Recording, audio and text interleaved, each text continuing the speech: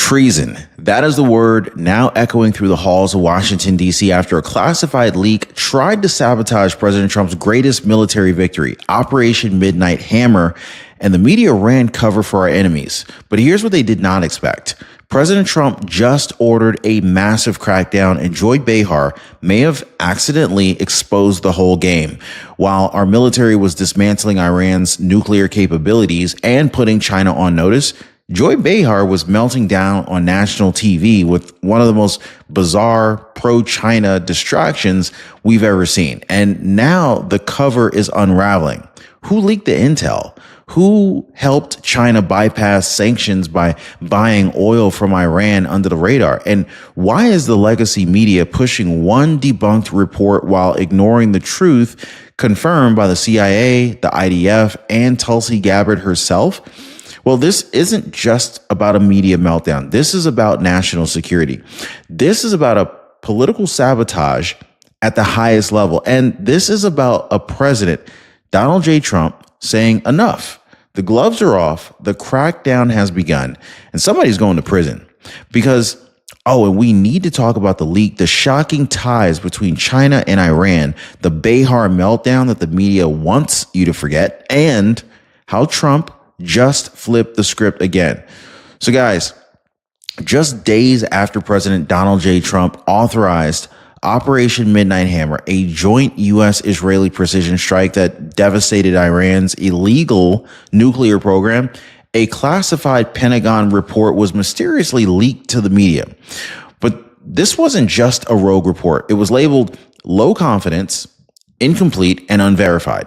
Yet, for whatever reason, outlets like CNN, The Washington Post, The New York Times, these guys decided to plaster the sucker across front pages, spinning the narrative that President Trump's most successful foreign policy strike had failed. They tried to make it sound like Iran's nuclear program was still intact, that it was no big deal, that the United States had just rattled a few cages. But here's the truth, guys. Backed by real intel, not anonymous whispers, the CIA released a formal statement confirming that Iran's program was severely damaged by the strikes. Director of National Intelligence Tulsi Gabbard reported that key nuclear facilities were destroyed beyond quick repair, and the Israeli Defense Forces, who had air superiority and boots on the ground intel, stated very clearly, "We've set the program back by years." And even the UN nuclear watchdog, the IAEA, which isn't exactly known for helping Trump out, confirmed extensive destruction at multiple sites. So why did this leak even come out? Like, why was it echoed so quickly? And why now? By the way, if you guys appreciate the daily news updates, please hit the like button and subscribe to the channel. What I can tell you is this. Someone wanted to sabotage the truth. Someone wanted to make Trump look weak when he had just flexed his historic strength. And someone wanted to protect Iran. Now, that's not a policy disagreement. It's not a debate. That is treason. And President Trump knew it instantly. He authorized an internal investigation within hours, and his deputy attorney general made it crystal clear to the nation. You better believe that we're going to find out who did this. And when we do, they'll be charged to the fullest extent of the law. Now, let's talk about what this means. This wasn't a leak about troop movements or border updates. This was an internal U.S. intelligence document leaked during active foreign operations with the intent to undermine the president's military victory. And if that leak came from inside Congress, as many now think that it is, it opens the door to criminal charges, plural, that would definitely go beyond classified mishandling. We're talking international damage to national security, obstruction of presidential authority, and yes, potentially treason. But here's the part that should send chills down your spine. The media didn't question it. They didn't even verify it. They didn't even ask where it came from. They just ran it because it fit their narrative. A narrative that Trump can't win, a narrative that that America can't lead, that our enemies should be given the benefit of the doubt over our own president. That wasn't journalism. That was a coordinated echo chamber built to weaken public trust in the commander-in-chief during an active foreign confrontation. Let that sink in, guys. And just when the American people were finally waking up to the truth. Just when the facts they were just starting to spread, that Trump's strike worked, that the intelligence was solid, that the media got it wrong, all of a sudden the headlines changed. Suddenly, every blue check on Twitter, every mainstream outlet, every click farm news site was talking about Joy Behar. Why? Because Joy Behar, she went viral with a bizarre, unprovoked attack on Trump, claiming he hates strong women and can't handle being challenged. The timing? Oh, it's absolutely perfect. The distraction? Complete. So I have one question for you guys. Was Joy Behar's meltdown a coincidence, or was it cover fire? Because while she was ranting on The View, China was buying more oil from Iran, legacy media was laundering the leak, and Americans were being lied to again. Now, one viewer, 123 Forever Blessed Done, said, "They saved me thousands. And I even got free premium Instacart for food shopping. It took no time. Thank you, Ron. I'm telling all my friends to call." Now, that's one comment I just got on a previous video. Then there's Buck, a senior on Social Security. He said, "I'm saving $166 a month. When that's your only income, $166 is a sweet raise." How many more people need to prove that this works for you to give it a shot? Guys, Chapter is absolutely awesome.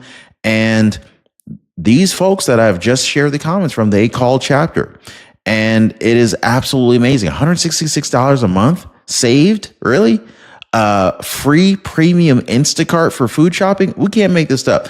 Give our friends at Chapter a call and see how much money they can save you on your Medicare, and see what other benefits that they can hook you up with or make you aware of that you didn't know existed.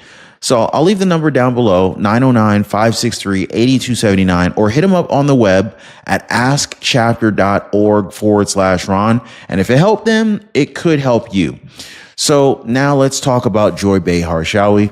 Because while President Trump was launching a counterstrike against the Iranian nuclear regime, while his Justice Department was tracking down a traitor inside the system, while the Pentagon was assessing what some are calling the most successful military op of the decade, Joy Behar was ranting about Trump's hair. On The View, Joy Behar unleashed one of the most unhinged rants that we've seen all year. Her claim that Donald Trump hates strong women and only surrounds himself with obedient women who compliment him. She even dragged up some old jokes about his hair from decades ago, as if she were part of some epic gender battle. Folks, this wasn't just petty. This was strategic, because at the exact moment, think about this, at the exact moment within hours of the Iran leak story breaking, this bizarre tirade conveniently hijacked every major trending feed online. Twitter, flooded with Trump hates women memes, mainstream headlines, Behar blasts Trump again, CNN running B-roll for the View. I mean, just crazy. They're just running B-roll of The View on CNN. Guys, all the while, the real scandal, the national security leak, the China-Iran connection, the DOJ's treason probe, was buried under a pile of celebrity nonsense, noise, and social justice outrage. Is this a coincidence, or was it cover? Now, let's be clear. Joy Behar wasn't just wrong. She was exposed. Because if Donald Trump hates strong women, then how do you explain this? Tulsi Gabbard, a former Democrat, now director of national intelligence, handpicked by Trump to oversee America's top secret intel operation? How about Caroline Leavitt, Trump's bold and unshakable White House press secretary, who's taken on the legacy media every single day since January? Or how about Melania Trump, a multilingual first lady, best-selling author, public advocate who routinely challenges her husband behind closed doors and still shares a strong marriage by all accounts? Oh, and let's not forget about Kayleigh McEnany, Sarah Huckabee Sanders, Kristi Noem, Pam Bondi, all prominent, outspoken conservative women who are elevated under Trump's leadership. So no, Joy, this is not about misogyny. It's all about you. You made it about yourself. You became the sideshow, and you became the shield the media used to deflect from an unfolding act of betrayal against this country. So think about how dangerous that is, right? While Americans are asking who leaked intel to weaken our president, the media responded by shoving a camera in Joy Behar's face and asking, how did Trump's hair jokes hurt your feelings? The heck is that, right? So while the DOJ was launching a criminal investigation into classified sabotage, the press was pushing out viral sound bites about Trump supposedly being afraid of strong women. Here's the truth, guys. They don't want to talk about China. They don't want to talk about Iran, and they don't want to talk about treason. So they give you a clown show instead, and they, figured you just look the other way. So let me ask you something. While the press was busy obsessing over Joy Behar's recycled hair jokes, while legacy news outlets were regurgitating a deliberately leaked, low-confidence assessment about Iran, while the entire Beltway media complex was twisting itself into knots to avoid crediting President Trump, what was China doing? Well, I'll tell you what they were doing. They were buying up Iran's oil by the millions of barrels. Yeah, you see, while Trump was taking out the Iranian nuclear program with surgical precision, mind you, China was quietly paddling and padding Iran's pockets, bypassing sanctions, funding their military ambitions, and fortifying their position as America's chief global adversary. Over 90% of Iran's oil exports now go directly to China. That money doesn't go to schools. It doesn't go to roads. It goes to nuclear enrichment, weapons development, terror financing, the very program Trump just destroyed. And let's not forget how we got here. Under the Biden administration, for 4 years, China was never held accountable for breaking oil sanctions. Iran faced no consequences for covert enrichment operations, and the global market was left wide open for enemies to just exploit, expand, and prepare for war. The result? Iran grew bolder, China grew richer, and America grew weaker. And the media, they just looked the other way. But now, everything has changed. Trump is back, and he's already rewritten the rules of the game. So here's what the legacy press won't tell you, but I will. Trump didn't stop China from buying oil. He outmaneuvered them. He permitted limited, regulated purchases to undercut Beijing's dominance and put the pricing power back in U.S. hands. While Biden was begging OPEC for mercy, Trump ramped up domestic drilling, increased production, and used U.S. oil as a strategic weapon. And while China was trying to use their oil relationship with Iran as leverage, Trump flipped the script, flooding the global market and devaluing their grip overnight. So that's not weakness. That's economic warfare executed with precision. It's a kind of asymmetrical energy diplomacy that you only get to see from a leader who understands both the boardroom and the battlefield. But I'm not done, okay? Because energy is just one front in China's war on America. So let's talk about what might be even more dangerous than oil, okay? Rare earth minerals. Now, China controls over 60% of the world's rare earth processing capacity. We know that. And we're not just talking about iPhones and electric cars. Guys, we're talking about F-35 fighter jets, missile guidance systems, special space and satellite defense, cyber infrastructure. Even the magnets inside U.S. Navy sonar systems rely on rare earth components. So what did China just do? Well, they started cutting off exports, restricting access, weaponizing their monopoly. This isn't trade. This is economic blackmail in the middle of a global standoff. Now, under Biden, that would have been met with a strongly worded tweet or maybe even nothing at all. But under Trump, a presidential executive order was signed to reshore critical mineral production inside the United States.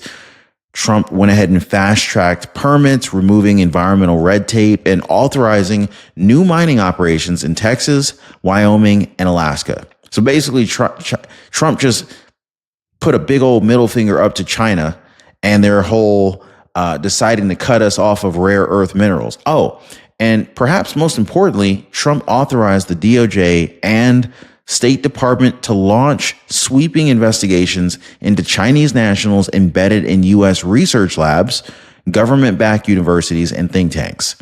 Because the truth is, it was never just about minerals. It's about espionage. It's about influence. It's about the quiet infiltration of our most sensitive scientific institutions. China isn't just trying to outpace us. They're trying to undermine us from within, and Trump knows that. This is why the crackdown isn't just about energy. It's about sovereignty, about reclaiming our ability to produce, defend, and lead without relying on hostile regimes. This is what, guys, that is what this moment is really about. And it makes the media cover up even more sinister because as Trump moved to weaken China, as the DOJ investigated lab infiltration, as supply chains were reshored and espionage suspects identified, Joy Behar is crying about sexism. And the media was amplifying a fake leak. And China, they're laughing all the way to the bank. And so now that we've really exposed the sabotage, the distraction, and the foreign beneficiaries, I want to talk about what President Trump is doing about it. Because if you thought that the administration was just going to let this treasonous leak slide, well, I don't think you've been paying very close attention. So let's start with the legacy media. So within hours of the Operation Midnight Hammer leak, every mainstream outlet from MSNBC to the New York Times pounced on the same talking point.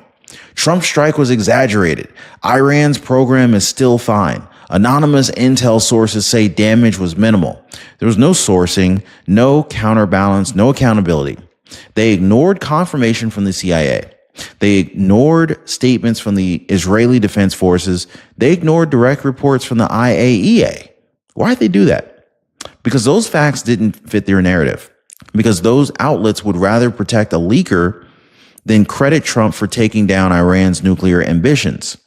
Because they've been complicit in every major deception since 2020. The Afghanistan intelligence disaster, the Chinese spy balloon delay, the disinformation campaign surrounding Hunter Biden's laptop. Guys, they lied by omission. They spun for power. And now they've undermined national security during an active strike. And President Trump's response? Full classification review, targeted investigation into media leaks, and DOJ crackdown on the political media pipeline. Now think about it. By them leaking this information out, they're putting lives at risk. Okay? Our men and women in the forces. But it doesn't stop there. President Trump's Justice Department has now formed a special task force to investigate the leak at its source. So here's what they're looking into. Members of Congress who had access to the low confidence report prior to publication, staffers and aides who communicated with media figures within hours of the strike, outside think tanks and foreign connected journalists who may have received intel via unofficial channels, known disinfo operatives embedded in the Beltway who have pulled similar stunts before. Now, let me be clear, guys. This isn't politics. This isn't revenge. This is restoration, restoring trust, restoring control, restoring the belief that when a U.S. president orders a mission to protect this country, it won't be sabotaged by unelected cowards in the shadows. President Trump has also ordered a reassessment of classified access, even inside the halls of Congress, because if the leak came from Capitol Hill and that's where all the arrows are pointing, well, somebody's clearance is about to get yanked and revoked permanently. So there's now serious talk inside the White House about restricting briefings to only top-ranking committee chairs, stripping Intel committee members of access if they've previously been linked to leaks, holding secret congressional aides personally accountable for classified information breaches. So Trump is clearly trying to tighten things up. Let that sink in for a minute. The swamp has never faced this kind of heat before. This isn't just the threat of accountability. This is the beginning of a purge. And when the dust settles, there will be some resignations. There will be some arrests. And yes, there will be charges of treason. But here's the truth. When you leak national security secrets during an active mission, when you hand Iran a lifeline, when you sabotage your own country to make a political point, that's not journalism. That's not free speech. That's betrayal. And Trump's administration is finally treating those actions that way. But here's one more piece that we really didn't talk about yet, okay? Because through all of this, through the chaos, the sabotage, the distractions, there are real American heroes on the line, men and women who risked everything during the Iran retaliation. Young soldiers defending our airbase in Qatar, veterans watching this unfold, wondering if their country still stands for something. So let's step back for a second, because while Washington, D.C. squabbled, while leaders, played political games with classified intelligence, while Joy Behar was melting down on national TV, real Americans were on the front lines. Just hours after President Trump's historic strike against Iran's nuclear infrastructure, Iran retaliated. 44 incoming threats, multiple missile launches, direct attacks aimed at Al Udeid Air Base in Qatar, home to over 10,000 U.S. troops. Do you know who stopped that attack? A 28-year-old captain, a 21-year-old private barely out of training, a team of 5 inside of a tactical command vehicle coordinating what is now being called the largest Patriot missile engagement in U.S. military history. Think about that, guys. Kids not even old enough to rent a car were defending American lives under fire, while Washington insiders were leaking intel and the media was attacking the commander-in-chief. These troops didn't flinch. They didn't hesitate. They didn't care about Twitter or cable news or Joy Behar's stupid opinion. They stood, they fought, and they won. And that's who Trump's fighting for. Not for elites, not for donors, not legacy media clowns, real Americans. The ones who wear the uniform, the ones who wake up at 4 a.m. to get the job done, the ones who love this country and expect their leaders to love it too. That's why Trump calls this a moment of clarity, not just about foreign policy, but about who's really on America's side. So let's just go ahead and say it plainly. This administration in particular, is not perfect, but it is patriotic. It's relentless, and it's 100% committed to protecting this country from enemies, foreign and domestic. This is why President Trump didn't hesitate to call this leak what it is, an attack on the American people. That's why he's backing his DOJ to pursue treason charges. This is why he's stripping access, cleaning house, and showing the world that you don't cross this flag and walk away untouched. And to those in the media still trying to spin this thing, to the politicians trying to cover their tracks, to the cowards who thought the swamp would protect them, you picked the wrong president. This ain't 2020. This isn't the old GOP, and this isn't a time for weak leadership.